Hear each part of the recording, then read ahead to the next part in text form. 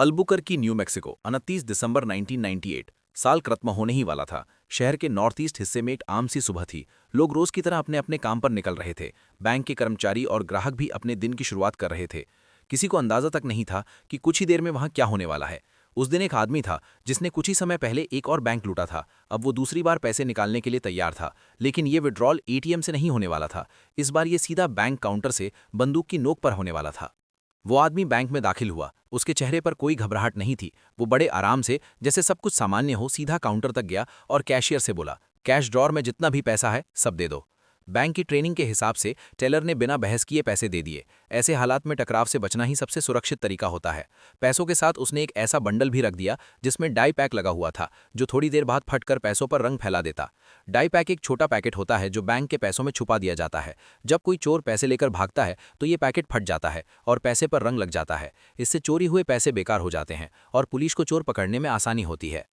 लुटेरा बिना कोई शोर किए जैसे आया था वैसे ही निकल गया। जैसे ही वो बाहर निकला, बैंक से तुरंत पुलिस को कॉल किया गया, क्योंकि बैंक लूट एक फेडरल क्राइम है। इसलिए एफबीआई को भी फौरन सूचना दी गई। एफबीआई के स्पेशल एजेंट्स स्कॉट कैम्पबेल और जॉन टर्नबर्ग तुरंत केस संभालने पहुंचे। एजेंट टर्नबर्ग के लिए ये कॉल बस एक और रूटीन केस जैसा ही था। उस समय अल्बुकर्की बैंक लूट के लिए बदनाम था। 90 के दशक के आखिर में यहाँ हर साल लगभग 90 से 100 बैंक डकैती की घटनाएं होती थी। लेकिन टर्नबर्ग को ये नहीं पता था कि ये केस बाकी सबसे बिल्कुल अलग होने वाला है। बैंक के अंदर मौजूद लोगों से पूछताछ की गई तो सबने एक ही बात कही। सब कुछ इतना सामान्य लग रहा था कि कई लोगों को तो ये भी समझ नहीं आया कि बैंक लूट लिया गया है। ना कोई गोली चली, ना कोई चिल्लाहट हुई। टेलर को भी उस आदमी के बारे में ज्यादा याद नहीं था। जो विवरण मिला वो भी बहुत साधारण था। एक गोरा या शायद हिस्पैनिक आदमी, काले बाल, औसत कदकाठी, चेहरे पर सनग्लासेस और सिर पर एक साधारण सी कैप। न कोई खास कपड़े, न कोई पहचान का निशान। एफबीआई की फॉरेंसिक टीम ने टेलर, काउंटर और दरवाजों को अच्छी तरह से जांचा, लेकिन उन्हें न तो कोई इस्तेमाल करने लायक फिंगरप्रिंट मिला और न ही कोई ठोस सबूत। अब एफबीआई के पास सिर्फ एक ही उम्मीद बची थी, बैंक के सर्वेलेंस कैमरे। हर बैंक में ये सुरक्षा का सबसे अहम साधन होते हैं। कभी कभी कैमरों की क्वालिटी अच्छी होती है और कभी कभी बिल्कुल बेकार। इस केस में कैमरों की क्वालिटी बेहद खराब थी। फुटेज में वो आदमी दिख तो रहा था, लेकिन उसका चेहरा पहचानना नामुमकिन था। दोनों बैंक लूट की रिकॉर्डिंग मिली, लेकिन उनमें कोई साफ तस्वीर नहीं थी। कोई ऐसा एंगल नहीं था जिससे उसका चेहरा साफ दिखाई दे। बस उसकी टोपी का ऊपरी हिस्सा दिखा, लेकिन चेहरा पूरी तरह छुपा हुआ था। उस लुटेरे ने एक ही दिन में 2 अलग अलग बैंक लूटे और फिर गायब हो गया। उसने ना तो कोई फिंगरप्रिंट छोड़ा, न कोई सबूत। उसने बैंक के सर्वेलेंस सिस्टम को भी बेकार कर दिया था। एफबीआई के पास उसकी पहचान करने का कोई तरीका नहीं था। जांच से इतना साफ हो गया कि ये आदमी अल्बुकर्की में पहली कभी किसी बैंक लूट में शामिल नहीं था। उसका कोई पुराना रिकॉर्ड भी नहीं मिला। एफबीआई को शक हुआ कि शायद ये कोई बाहर से आया हुआ शख्स है, जो कुछ दिन के लिए शहर में आया था और मौका देखकर लूट को अंजाम दे गया।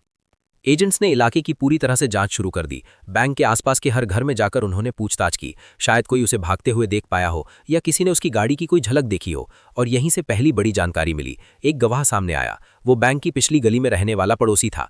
उसने बताया कि उसने एक आदमी को बैंक से भागते हुए देखा था। वो आदमी गली में मुड़कर गायब हो गया। फिर उसने देखा अचानक लाल धुआं उठता है।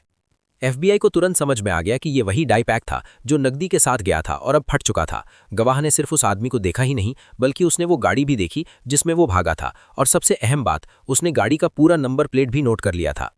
गाड़ी नेवादा राज्य में रजिस्टर्ड थी। ये बात एफबीआई के शक को और पुख्ता कर देती है। अब उन्हें यकीन हो गया था कि लुटेरा अल्बुकर्की का रहने वाला नहीं है। एफबीआई ने उस नंबर प्लेट को अपने सिस्टम में चेक किया। गाड़ी का मालिक और उसका रजिस्टर्ड पता सामने आया, लेकिन वो पता किसी घर का नहीं बल्कि लास वेगस स्ट्रिप के पास एक मोटल का था। ऐसा लग रहा था जैसे ये जानबूझकर पुलिस को गुमराह करने के लिए किया गया हो।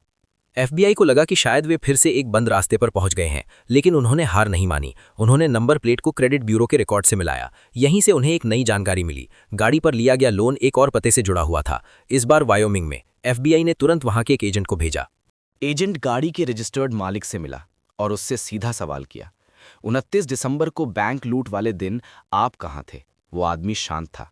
उसने कहा, मैं यहीं था, वायोमिंग में पोस्टल वर्कर की नौकरी के इंटरव्यू में। उसके इस बयान की पुष्टि उसके इंटरव्यू लेने वाले सुपरवाइजर ने भी कर दी। वो आदमी सीधा साधा निकला। उसका कोई आपराधिक रिकॉर्ड नहीं था और उससे ये तक नहीं पता था कि उसकी गाड़ी अल्बुकर्की में बैंक डकैती से जुड़ी हुई है। फिर उसने एक अहम बात बताई, उस गाड़ी पर अब उसका कोई अधिकार नहीं था। गाड़ी उसकी एक्स वाइफ कार्लेट के पास थी, जो अल्बुकर्की में ही रहती थी। एफबीआई ने कार्लेट को ढूंढ निकाला और उससे सवाल किए। उन्होंने पूछा, लूट वाले दिन गाड़ी कहाँ थी? क्या किसी और के पास उसकी डुप्लीकेट चाबी थी? कार्लेट ने बताया कि लूट के दिन वो खुद काम पर थी। उसने कहा कि उसका परिवार बड़ा है और रिश्तेदार अक्सर गाड़ी ले जाते रहते हैं। उसे ये भी पता नहीं था कि उस दिन गाड़ी अपार्टमेंट के बाहर खड़ी थी या नहीं, लेकिन कार्लेट ने एक छोटी सी बात बताई। जब उसने गाड़ी ली तो उसमें पेट्रोल पहले से कम था। कार्लेट ने एफबीआई को गाड़ी की तलाशी लेने की इजाज़त दे दी। एफबीआई को उम्मीद थी कि शायद उन्हें गाड़ी के अंदर रेड डाई के निशान मिलेंगे, क्योंकि उन्हें याद था कि बैंक से निकली नकदी पर डाई पैक फटा था। लेकिन गाड़ी की पूरी जांच के बाद उन्हें ऐसा कुछ भी नहीं मिला। अब सवाल खड़ा हो गया, क्या गवाह ने नंबर प्लेट गलत पढ़ा था? संभव था, लेकिन एफबीआई एजेंट्स के मन में कार्लेट की बातों को लेकर अब भी शक था। शायद वो सच बोल रही थी, लेकिन जो कुछ उसने बताया वो सब कुछ बहुत ज़्यादा संयोग वाला लग रहा था। एक गाड़ी जो निवाडा में रजिस्टर्ड थी और उसी दिन एल्बुकर्की में बैंक लूट की गाड़ी के तौर पर देखी गई थी, ये इतनी आसानी से नज़रअंदाज नहीं किया जा सकता था। अब तक कोई ठोस सबूत कार्लेट को इन डकैतियों से नहीं जोड़ पाया था, लेकिन एफबीआई ने उसे अपने शक के दायरे से बाहर भी नहीं किया। वो अब भी उनकी पर्सन ऑफ इंटरेस्ट बनी रही। धीरे धीरे सारी जांच की कड़ियां खत्म होने लगीं। कोई नया सबूत नहीं मिला, ना ही कोई नया गवाह। केस ठंडा पड़ने लगा था। लेकिन कुछ महीनों बाद वो रहस्यमयी लुटेरा फिर सामने आया। इस बार वो पहले से ज़्यादा तेज था और पहले से ज़्यादा खतरनाक। मार्च 1999 के मध्य से मई के अंत तक लगभग 6 बैंक लूटे गए। उसका तरीका वही था, अंदर घुसो, पैसे लो और बिना किसी शोर शराबे के निकल जाओ, और पीछे कोई सबूत न छोड़ो। एफबीआई के पास जो भी गवाहों के बयान, सर्विलेंस फुटेज और बैंक कर्मचारियों के डिस्क्रिप्शन थे, उनसे अब ये साफ हो गया था कि एल्बुकर्की में एक सीरियल बैंक रॉबर सक्रिय है। पुलिस और एफबीआई दोनों के लिए ये अब सिर्फ चोरी का मामला नहीं रहा था, ये खतरे की घंटी थी, क्योंकि अब लुटेरा और ज़्यादा आक्रामक होता जा रहा था। स्पेशल एजेंट जॉन टर्नबर्ग के मुताबिक अब वो सिर्फ पैसे मांगता नहीं था, वो काउंटर के अंदर तक घुस जाता और खुद टेलर्स को अलग अलग ड्रॉर्स से पैसा निकालने को मजबूर करता। कई बार उसका बर्ताव हिंसक हो जाता था। एजेंट्स को डर था कि अगर ये सिलसिला यूं ही चलता रहा तो कोई घायल हो सकता है, या शायद इससे भी बुरा। कुछ गवाहों ने तो ये तक कहा कि ऐसा लगता था जैसे वो नशे में हो। वो बेवजह लोगों के साथ धक्का मुक्की करता और कई बार अपनी बंदूक भी निकाल लेता। एक बार तो उसने बैंक के कर्मचारियों से कहा कि वो पैसे जो वो ले जा रहा है वो मैक्सिको में भूखे बच्चों की मदद के लिए है। जून में हुई एक लूट के बाद एफबीआई को उसकी सर्विलेंस फोटो मिली। ये अब तक की सबसे साफ तस्वीरें थी। अभी भी उनके पास कोई ठोस फिजिकल एविडेंस नहीं था, लेकिन ये तस्वीरें एक बड़ी उम्मीद थी। एफबीआई ने फैसला किया कि अब इस केस में जनता की मदद लेनी होगी। उन्होंने मीडिया को जानकारी दी, खबरें अखबारों में छपने लगीं, टीवी पर उसकी तस्वीरें दिखने लगीं और लोग क्राइम स्टॉपर्स पर कॉल करके टिप्स देने लगे। इस लुटेरे का पैटर्न भी साफ था। वो सिर्फ नॉर्थ ईस्ट एल्बुकर्की में ही वार करता था और कई बार एक ही इलाके को बार बार निशाना बनाता था। एफबीआई ने उसी इलाके के बैंकों पर निगरानी बढ़ा दी। उन्हें उम्मीद थी कि अगर ये आदमी फिर लौटेगा तो इस बार वो जाल में फंस सकता है। लेकिन दिक्कत ये थी कि उनके पास ठोस जानकारी नहीं थी। अब उन्हें किस्मत के सहारे ही खेलना पड़ रहा था। हर एक टिप को फॉलो किया गया, लेकिन कोई भी सुराग काम का नहीं निकला। इस बीच लुटेरे की रफ्तार बढ़ती जा रही थी। अब उसे पकड़ना एफबीआई की सबसे बड़ी प्राथमिकता थी, और ये निराश करने वाला था जब आप अपनी पूरी ताकत झोंक दें और फिर भी उस आदमी का नाम तक न पता चले। वो हर बार ऐसे गायब हो जाता जैसे कभी था ही नहीं। ना फिंगरप्रिंट्स, न सबूत, बस सन्नाटा। अब एफबीआई को जनता की मदद चाहिए थी, लेकिन सवाल ये था लोगों का ध्यान इस केस पर कैसे खींचा जाए। एफबीआई के बैंक रॉबरी स्क्वाड को इसका एक पुराना तरीका मालूम था, लुटेरे को एक निकनेम देना। ऐसे नाम अक्सर मीडिया की नज़र पकड़ते हैं और फिर आम लोग भी केस को लेकर सजग हो जाते हैं। इस केस को नाम मिला रॉबिन द हुड, क्योंकि लुटेरे का दावा था कि वो पैसे भूखे बच्चों को देने के लिए चुरा रहा है। हर नई डकैती के साथ मीडिया इस कहानी को और जोर शोर से चलाता गया, और हैरानी की बात, खुद लुटेरा भी इस नाम का मजा लेने लगा था। कई बार तो उसने टेलर्स से सीधा कहा, पता है मैं कौन हूं, मैं रॉबिन द हुड हूं। लेकिन एफबीआई को इस पर यकीन नहीं था। एजेंट्स का मानना था कि बाकी बैंक रॉबर्स की तरह वो भी ये पैसा ड्रग्स या अपनी गंदी जिंदगी के लिए उड़ा रहा है। जो भी सच हो, ये लुटेरा बहुत चालाक था, कभी कोई सबूत नहीं छोड़ता। अब एजेंट्स के पास बस यही रास्ता था, वो इंतजार करें कि अगली बार वो कहां वार करता है। अब तक वो 14 बैंक लूट चुका था और उसके खिलाफ बस एक कड़ी बची थी, कार्लेट की गाड़ी। स्पेशल एजेंट स्कॉट कैम्पबेल अब भी कार्लेट से जुड़े हुए थे। पिछले 8 महीनों में उन्होंने उससे 5 से 6 बार बात की थी। एजेंट्स कैम्पबेल के मन में शक साफ था, या तो कार्लेट इस सब में किसी तरह शामिल है, या फिर उसके पास ऐसा सुराग है जो इस केस को खोल देगा। और फिर अगस्त 1999 में ये केस अचानक करवट लेता है। कार्लेट, जो उस वक्त 8 महीने की गर्भवती थी, ने खुद एजेंट कैम्पबेल को कॉल किया। उसने कहा, हमें बात करनी है, मेरे पास ऐसी जानकारी है जिससे ये पूरा केस सुलझ सकता है। कार्लेट ने बताया कि असली लुटेरा उसका पति बायरन चबक है। उसने कहा कि वो सारी बातें आमने सामने बताएगी। कैम्पबेल ने अगले दिन सुबह उसके अपार्टमेंट में मिलने का समय तय किया। एफबीआई ने तुरंत बायरन चबक का रिकॉर्ड निकाला। पता चला कि उसका अतीत काफी खतरनाक था। वो एल्बुकर्की की कुख्यात ब्रू टाउन गैंग से जुड़ा था और उसका स्वभाव भी हिंसक था। कार्लेट ने बताया कि वो अब इसलिए बोल पा रही है क्योंकि बायरन अब सेंट लुइस चला गया है। एजेंट्स ने उसे सुरक्षित जगह पर इंटरव्यू देने की पेशकश की, लेकिन कार्लेट ने मना कर दिया। उसका कहना था कि अब कोई खतरा नहीं है। वो खुद उसके साथ थी जब बायरन ने अपना ट्रक पैक किया और शहर छोड़ दिया। कार्लेट को पूरा यकीन था कि अब वो सुरक्षित है, इसलिए उसने चाहा कि इंटरव्यूज के अपार्टमेंट में ही हों। लेकिन एजेंट सतर्क थे। अपार्टमेंट में घुसने से पहले एजेंट कैंपबेल ने कार्लेट को फोन किया। उससे पूछा क्या बायरन आसपास तो नहीं है, पिछली रात के बाद से कोई नई जानकारी। जब उन्हें यकीन हो गया कि बायरन वहां नहीं है, तब उन्होंने अपने डिस्पैच को एड्रेस भेजा और अपार्टमेंट की ओर बढ़े। जैसे ही एजेंट टनबर्ग और कैंपबेल अंदर गए, उन्होंने पूरे कमरे पर एक तेज नजर डाली ताकि यकीन हो सके कि वहां कोई और नहीं है। कार्लेट ने बैंक की सर्वेलेंस तस्वीरें देखते ही कह दिया, ये बायरन ही है। उसने बताया कि बायरन ब्रू टाउन गैंग का हिस्सा है और हाल के दिनों में उसका व्यवहार और भी ज्यादा हिंसक हो गया है। फिर कार्ले ने डरी हुई आवाज में कहा, मुझे अपनी जान का डर है और अपने होने वाले बच्चे का भी। उसने एजेंट से विनती की, उसे जल्दी गिरफ्तार करो, मुझे उससे छुटकारा चाहिए। कार्लेट ने बताया कि बायरन ने न सिर्फ उसे बल्कि उसके परिवार को भी धमकी दी थी। उसने कहा था कि अगर किसी ने पुलिस से बात की तो उसकी गैंग उन्हें नुकसान पहुंचाएगी। FBI को अब यकीन हो गया कि केस सही दिशा में बढ़ रहा है। अब तक बायरन ने एल्बुकर्की में 14 बैंक लूटे थे। पुलिस और FBI उसकी पहचान के लिए जूझ रही थी, लेकिन कार्लेट की गवाही के बाद उन्हें आखिरकार असली सुराग मिल गया। कार्लेट को लगता था कि अब वो सुरक्षित है क्योंकि बायरन अब शहर में नहीं था, लेकिन कार्लेट गलत थी। इंटरव्यू के बीच में ही अचानक बाहर एक गाड़ी आकर रुकती है। कार्लेट खिड़की से देखती है और घबरा कर कहती है, वो आ गया है, यही है। एजेंट्स तुरंत समझ जाते हैं कि बायरन लौट आया है। वो जानते हैं कि वो खतरनाक हो सकता है, इसलिए वे जल्दी से बेडरूम में छुप जाते हैं। कैंपबेल कहते हैं, हमने पहले ही तय कर लिया था कि अगर वो आ गया तो हम बिना वारंट के भी उसे पकड़ लेंगे। एजेंट्स अपनी बंदूकें तैयार रखते हैं। कैंपबेल कहते हैं, मैं बायरन को देख नहीं पा रहा था, लेकिन उसकी आवाज़ साफ सुनाई दे रही थी। कार्लेट भी उसे बता रही थी कि हम अंदर हैं। कैंपबेल को लगता है कि अब वो अंदर घुस सकता है। वो बेडरूम की दीवार की दिशा में 2 गोलियां चलाते हैं ताकि बायरन रुक जाए। कुछ देर गोलीबारी होती है और फिर चुप्पी छा जाती है। कैंपबेल को लगता है कि बायरन अब रीलोड कर रहा है। अगर वो अंदर आता तो एजेंट्स तैयार थे। तभी दरवाजे पर एक परछाई दिखती है। कैंपबेल ट्रिगर दबाने ही वाला था, लेकिन आखिरी पल में उसे एहसास होता है कि ये बायरन नहीं बल्कि कार्लेट है। वो तुरंत हाथ रोक लेता है। तुम ठीक हो? कैंपबेल पूछता है। कार्लेट डरते हुए सिर हिलाती है।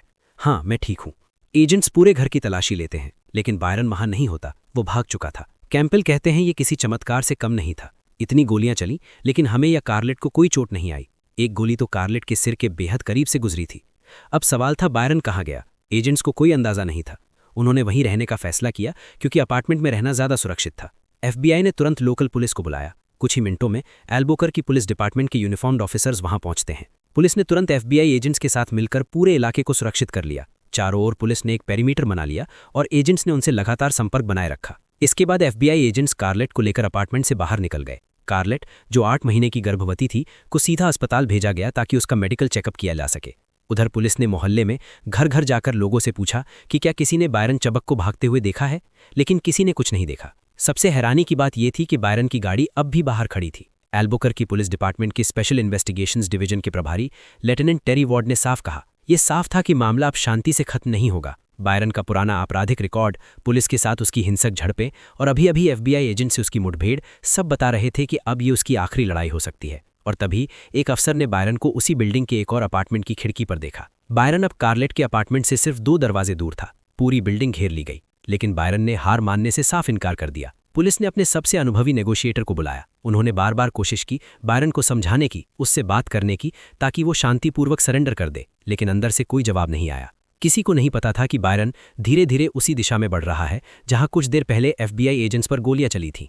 3 घंटे तक टेंशन बनी रही और फिर अचानक बायरन ने कार्लेट के अपार्टमेंट से बाहर भागने की कोशिश की।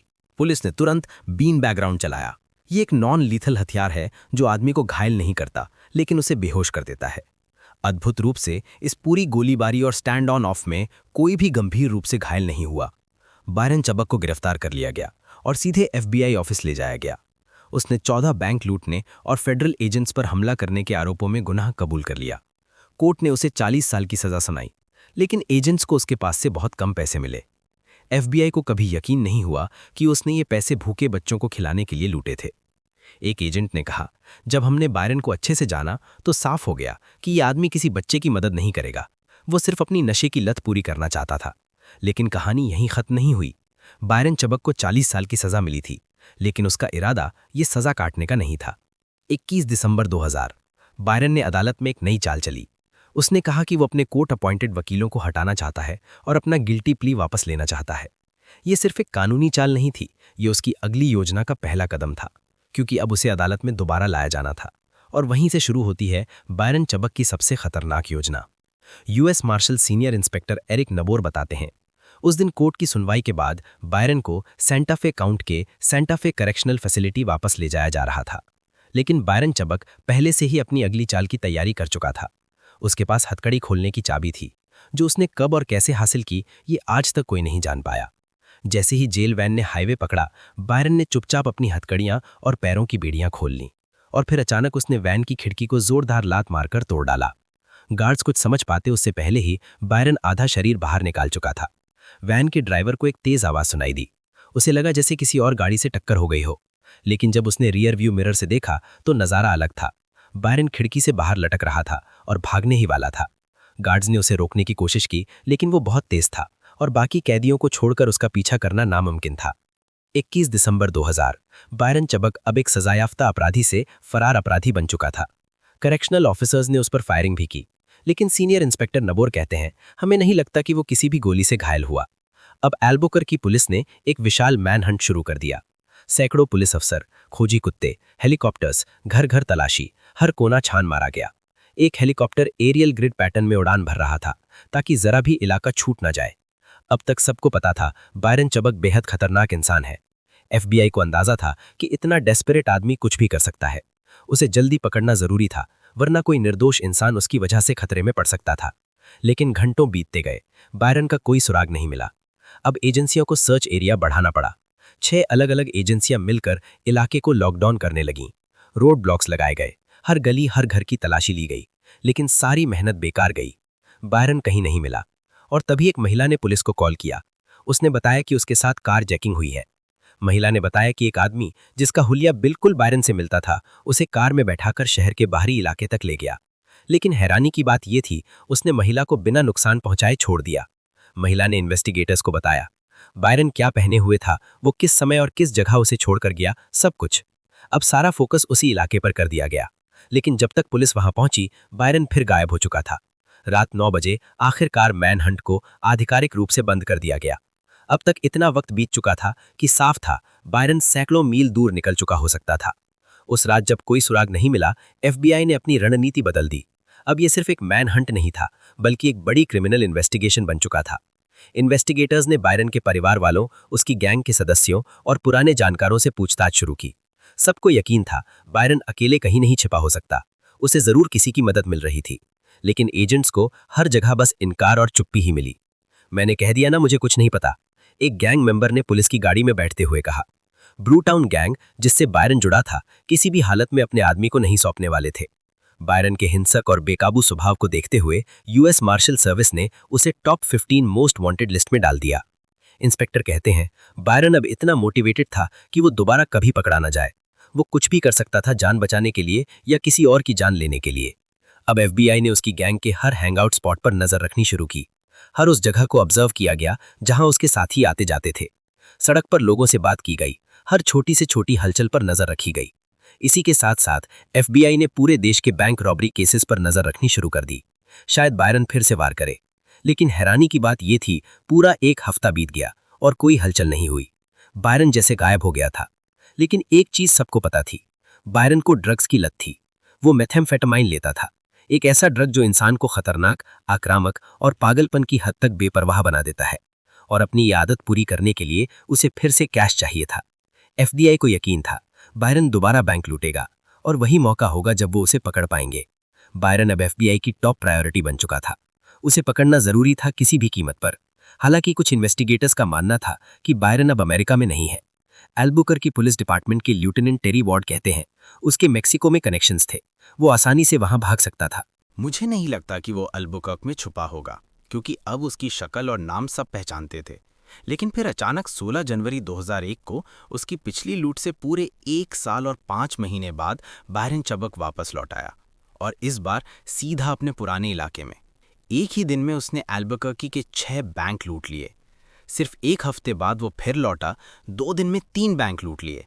हर बार जब वो टेलर के पास जाता, उसका अंदाज एक जैसा होता, जल्दी करो पैसे बैग में डालो। स्पेशल एजेंट जॉन टनबर्ग, जो इस केस पर शुरू से लगे हुए थे, कहते हैं बायरन बहुत ही बेपरवाह किस्म का लुटेरा था।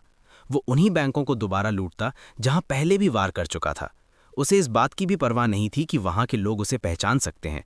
हर बार वो कहता, मैं रॉबिन द हुड हूं, और हर बार पुलिस और FBI के हाथ खाली रह जाते। ना कोई फिंगरप्रिंट, ना कोई साफ CCTV फुटेज, ना कोई सबूत। जैसे जैसे लूट की घटनाएं बढ़ती गईं, वैसे वैसे बायरन और ज्यादा बेखौफ हो गया। अब तो पुलिस और एजेंसियों का मजाक उड़ाने लगा था।